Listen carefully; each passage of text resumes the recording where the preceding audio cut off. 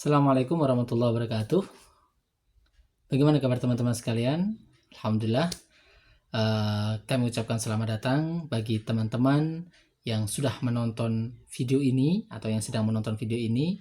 Dan ini merupakan video yang pertama kali pada channel saya, yaitu MM Motivation. Nah, pada video ini saya akan menyampaikan sedikit tentang hikmah atau manfaat daripada surah Al-Fatihah. Nah, teman-teman Muslim pasti sudah tidak asing dengan surat Al-Fatihah, karena ini merupakan surat wajib yang harus dibaca saat kita menunaikan ibadah sholat. Ya, seperti apa sih manfaat dan kegunaan daripada surat Al-Fatihah ini? Mari kita simak bersama-sama. Teman-teman, surat Al-Fatihah itu terdiri dari 7 ayat. Dan ayat yang pertama adalah apa?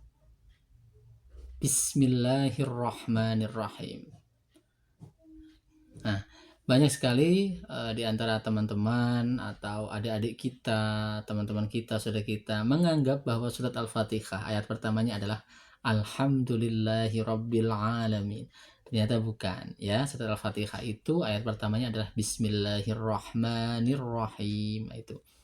Sebelum saya menyampaikan daripada manfaat atau hikmah daripada surat Al-Fatihah ini, mari kita bersama-sama membaca surat Al-Fatihah. 1, 2, 3. A'udzu billahi minasy syaithanir rajim.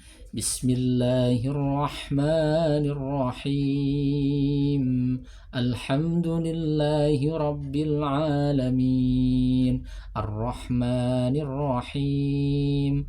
Maliki yaumiddin. Iyyaka na'budu wa iyyaka nasta'in.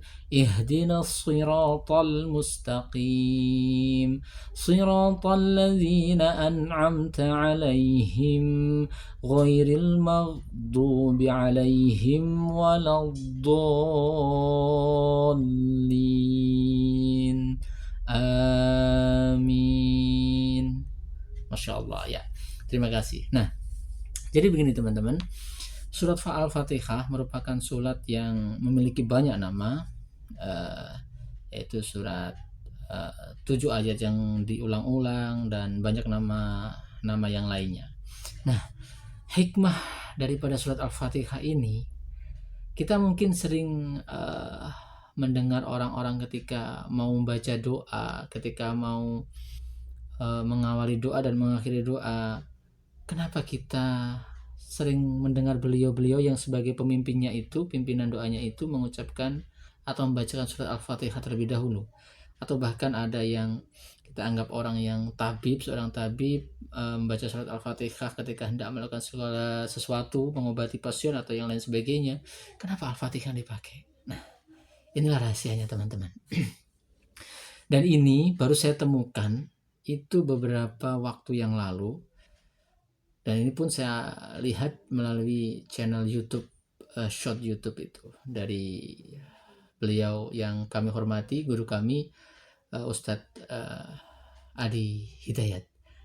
Nah, beliau menyampaikan ada 2 surat dalam Al-Quran yang ini merupakan hadiah dari Allah Subhanahu Wa Taala untuk umat Rasulullah Sallallahu Alaihi Wasallam, bahwasanya apabila 2 surat ini dibaca, 2 surat ini setiap hurufnya akan mengantarkan apa yang kita panjatkan, doa-doa yang kita panjatkan sampai pada langit.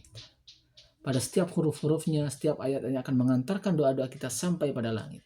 2 surat ini adalah, yang pertama adalah surat Al-Fatihah dan yang kedua adalah surat Al-Baqarah.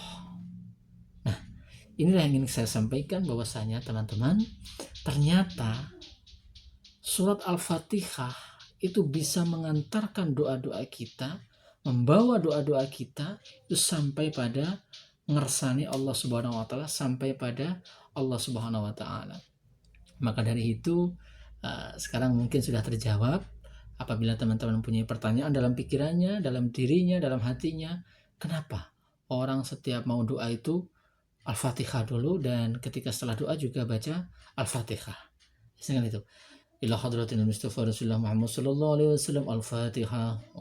Baca surah Al-Fatihah, kemudian baca doa, kemudian alhamdulillahirabbil alamin setelah menjadi al-fatihah lagi. Nah, ternyata adalah manfaatnya itu agar doa yang kita panjatkan itu sampai pada Allah Subhanahu wa taala, dan dari setiap hurufnya itu pun bisa meminta kepada Allah untuk mengabulkan doa-doa yang kita panjatkan.